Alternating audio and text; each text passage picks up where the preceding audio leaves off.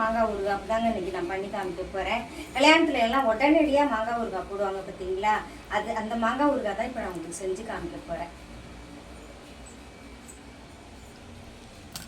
பொடி பொடியாக நறுக்கிக்கணும், வந்து பொடி பொடியாக நறுக்கணும். நம்ம வீட்டுக்கு திடீர்னு கெஸ்ட்டு வந்துட்டாங்கன்னு வச்சுக்கோங்களேன், ஒரு சிலர் ஊறுகாய் இல்லாமல் சாப்பிட மாட்டாங்க. அப்போ வந்து ஒரு மாங்காய் இருந்தாலே போதும், டக்குன்னு நம்ம அந்த ஊறுகாய் பண்ணிடலாம். இந்த அவசரமாக செய்யக்கூடிய ஊறுகாய்க்கு என்னென்ன பொருட்களுக்கு பார்த்துக்கோங்க. ஒரு மாங்காய் நறுக்குனது, சின்ன பீஸாக நறுக்குன மாங்காய், மஞ்சத்தூள், மிளகாத்தூள், வெறும் மிளகாத்தூள் வீட்டில் அரைச்சது, கடுகு, வெந்தயம், பெருங்காயம். இது வறுத்து அரைச்சிக்கணும். இப்போ தாளிப்புக்கு நம்ம கடுகு போட்டு தாளிச்சுக்கணும். சரியா? நல்லெண்ணெய் ஊற்றி கடுகு போட்டு தாளிச்சுக்கணும். இப்போ அடுப்பை பற்ற வச்சுட்டு நல்லெண்ணெய் ஊற்றணும். ஊறுகாய்க்கே எப்பயுமே நல்லெண்ணெய் தான் அதிகம் சேர்க்கணும். நல்லெண்ணெய் தான் நல்லாயிருக்கும். பாருங்க, நிறைய நல்லெண்ணெய் ஊற்றிக்கிடும். நல்லா காயட்டும். கடுகு போட்டு நல்லா பொரிஞ்ச உடனே இந்த மாங்காயை போட்டு வதக்கணும். கடுகு நல்லா பொரியட்டும். எப்பயுமே கடுகு நல்லா பொரியணும். ஒரு சிலர் கடுகு பொரியாமல் போட்டுட்டாங்கன்னா அது நல்லா இருக்காது, வாயில் கடிப்படும் போது கசக்கும். அந்த கடுகு நல்லா வெடிக்கட்டும்.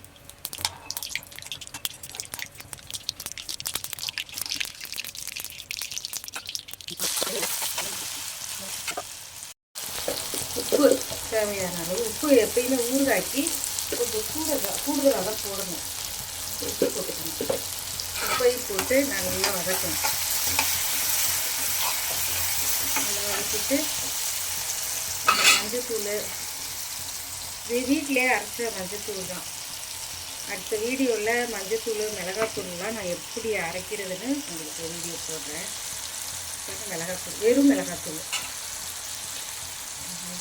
சின்ன ஸ்பூன் தான். ஒரு சிலர் காரம் கம்மியாகவும் சாப்பிடுவாங்க. ஆனால் இது கொஞ்சம் காரம், ஊறுகாயில் நம்ம கொஞ்சம் மேலே எடுத்துக்கிறோம், கொஞ்சம் காரமாகவே போடுங்க.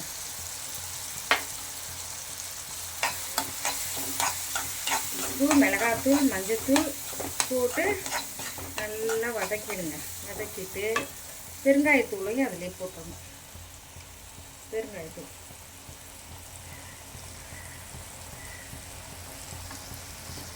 பெருங்காயத்தூளையும் அதிலே போட்டுட்டு ஸ்லோலே வச்சுருங்க, வதங்கட்டும். அதுக்குள்ளே நம்ம இந்த கடுகு வெந்தயத்தை வெறும் இதில் வறுத்துட்டு இந்த உரல்லையே பொடி பண்ணி போட்டுக்கலாம்.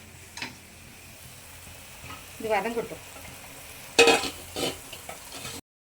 கொஞ்சோண்டு தானே, அதனால் வெந்தயமும் கடுகும் இந்த தாளிக்கிற கரண்டிலேயே வறுத்துடலாம். சரியா?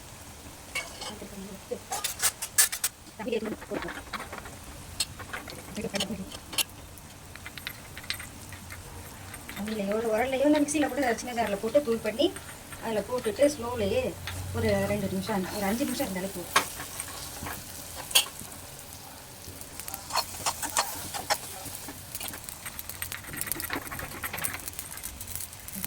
கடுகு பாருங்க, கடுகு வெடிச்சாலே போதும், புரிஞ்சிடுச்சு. இதை தூள் பண்ணி அதில் போட்டுருவோம். அவ்வளோதான். கடுகும் வெந்தயத்தையும் உரலில் போட்டு தூள் பண்ணி அதில் போட வேண்டியதுதான்.